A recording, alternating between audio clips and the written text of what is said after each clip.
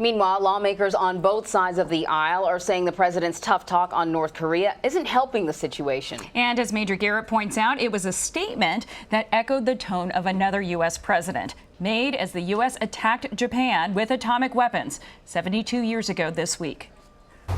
When asked if President Trump was moving toward war, Counselor Kellyanne Conway couldn't or wouldn't say. And I think the president's comments were very strong and obvious. The president prides himself on not drawing red lines or telegraphing military intentions. Even so, Mr. Trump's phrases sounded very much like a speech Harry Truman gave after the first U.S. atomic bomb strike on Hiroshima. If they do not now accept our terms, they may expect a rain of ruin from the air, the like of which has never been seen on this earth. Over the weekend, the United Nations Security Council voted unanimously to impose new sanctions on North Korea in response to continued ballistic missile tests. About the same time, National Security Advisor H.R. McMaster said military action is a real option. Are we preparing plans for a preventive war, right? If they have nuclear weapons that can threaten the United States, it's intolerable from the president's perspective. America's appetite for conflict appears limited. Only 29% favor military action in a CBS News poll, and 61% are uneasy about the president's ability to solve the crisis. Some Democrats took pause. Senator Ben Cardin of Maryland said Trump's comments once again show that he lacks the temperament. And Senator Dianne Feinstein said Trump was bombastic and is not helping the situation. But Republican Congressman Peter King said Trump's comments send a very strong deterrent signal to North Korea. To me, there's more of a chance of war if the U.S. does not stand strong. On Phoenix Radio, Republican Senator John McCain was critical of Mr. Trump. The great leaders that I've seen, they don't threaten unless they are ready to act. Yeah. And I'm not sure that President Trump is ready to act. And Major Garrett joins us now from Bridgewater, New Jersey. Major, I want to start with something the president tweeted out earlier today. And one of the things that he said earlier in a tweet was that the U.S. nuclear arsenal is stronger and more powerful than ever before. So he's sort of keeping up a little bit this rhetoric. But of course, you know, the audience is North Korea. But who else do you think he was speaking to there?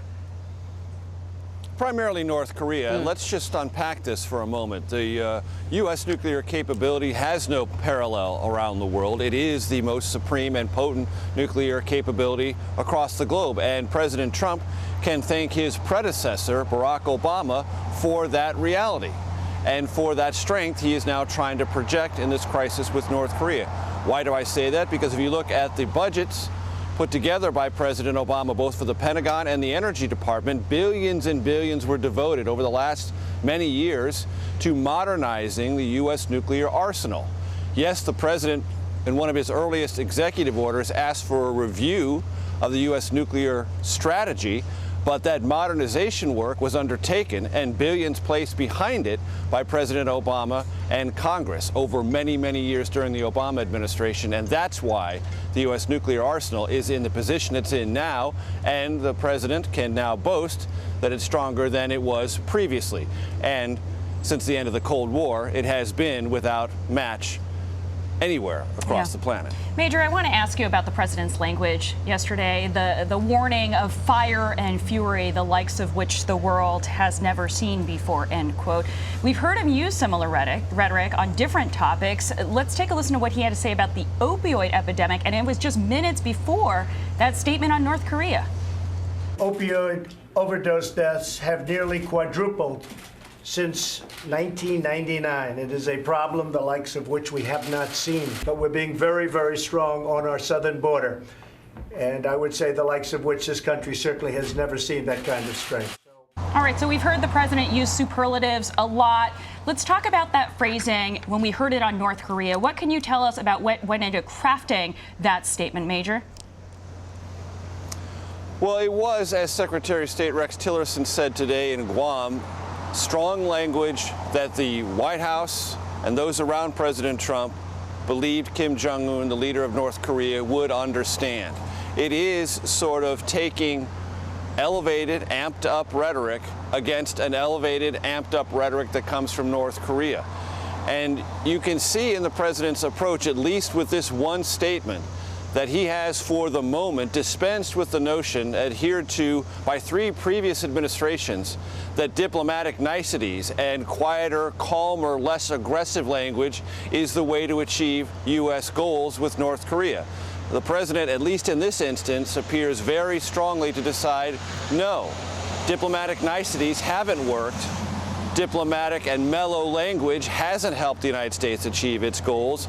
And it's now time, again, I say in this particular instance, we may see it repeated, we may not, but in this instance, the president made a clear choice to amplify the rhetoric, make it sound much more menacing, much more threatening, much more vivid in its imagery in order to convey an unmistakable message the administration hopes to the North Korean regime.